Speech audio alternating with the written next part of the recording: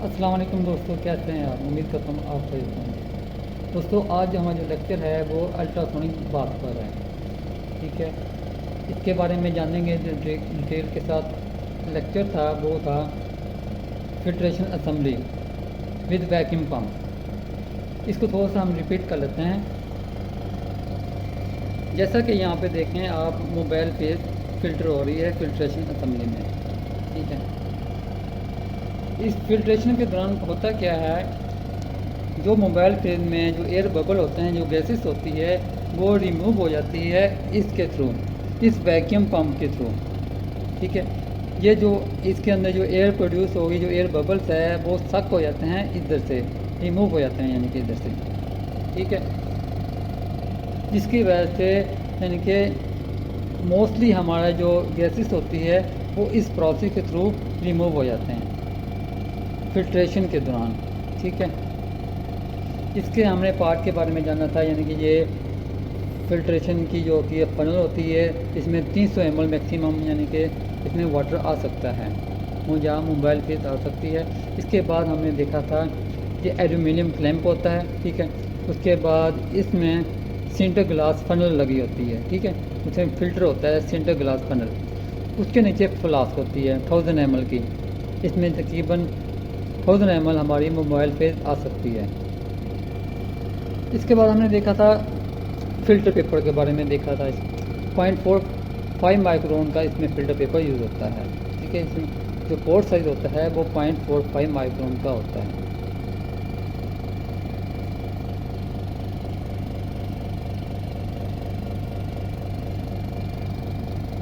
ये देखिए, ठीक है, ये फ़िल्टर पेपर है 0.45 माइक्रोन का। जो आज का जो हमारा जो लेक्चर है वो अल्ट्रासोनिक बात पर है। मोबाइल फ़िल्टर होने के बाद हम उसको सोनिकेट करते हैं, ताकि अगर इसमें से कोई एयर बबल रह गया है तो उसको हम रिमूव कर सकते हैं।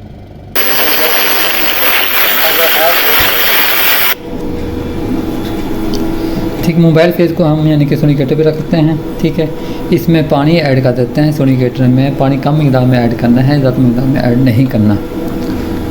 ठीक है, आर ओ वाटर इसमें ऐड करते हैं। ठीक है, और इसके ऊपर यानी कि मोबाइल फेस के ऊपर हम लगाते हैं पीवीसी फिल्म लगाते हैं। इसको पॉलीविनाइल क्लोराइड भी कहते हैं। ये प्लास्टिक होता है। ठीक है, फ्लेक्सिबल होता है और ट्रांसपेरेंट होता है।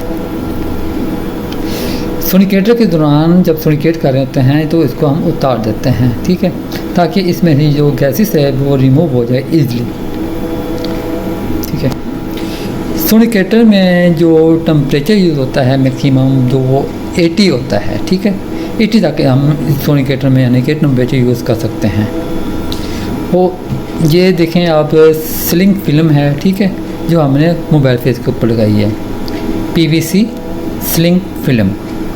ठीक है, ये हम यूज़ करते हैं अपने सामान को सेव करने के लिए, ताकि एयर से कोई यानी कि गैसेस इसमें ऐड ना हो सही। अक्सर कार्बन डाइऑक्साइड जो होती है वो यानी कि सॉल्यूशन में ऐड हो जाती है, मोबाइल फेस में किसी भी चीज़ में ऐड हो जाती है एयर से। इससे बचाने के लिए हमने इस पीवीसी का यूज़ करते हैं, क्योंकि डस्ट पार्टिकल भी ना इसके अंदर ऐड हो जाए। ठीक है, वरना वो इशू करेगा हमारे एचपीएलसी सिस्टम में। ठीक है, इसका जो टेम्परेचर होता है वो मैक्सिमम 80 तक होता है। ठीक है, हम आमतौर पर जो टेम्परेचर यूज़ करते हैं, रूम टेम्परेचर यूज़ करते हैं 25 से 27।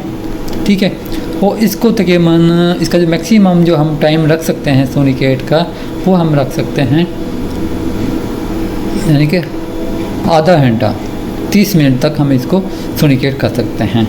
देखिए, हमने मोबाइल फेस को सिर्फ 3-4 मिनट के लिए इसको सोनिकेट करना होता है, क्योंकि बहुत सारा जो गैसेस होती हैं वो फिल्ट्रेशन के दौरान ही रिमूव हो जाती है।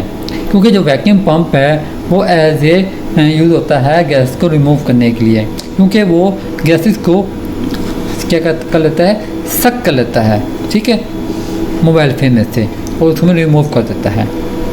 ठीक है, ये लेफ़्ट साइड पे टेम्परेचर है 25 और राइट साइड पे इसका जो टाइम दिया हुआ है 5 मिनट। ठीक है, तो ज़रूरी नहीं है कि आपने इसको 5 मिनट करना है, ठीक है, जैसे आपकी मर्ज़ी।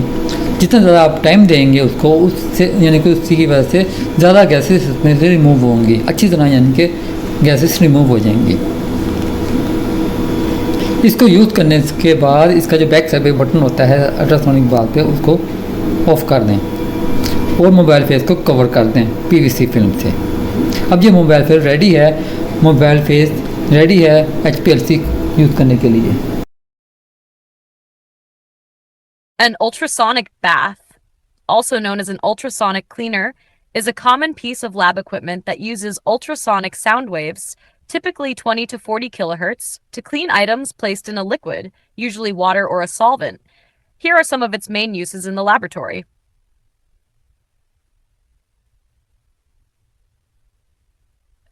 Cleaning laboratory glassware and instruments removes contaminants like chemical residues, grease, or biological material from glassware, metal tools, and delicate instruments.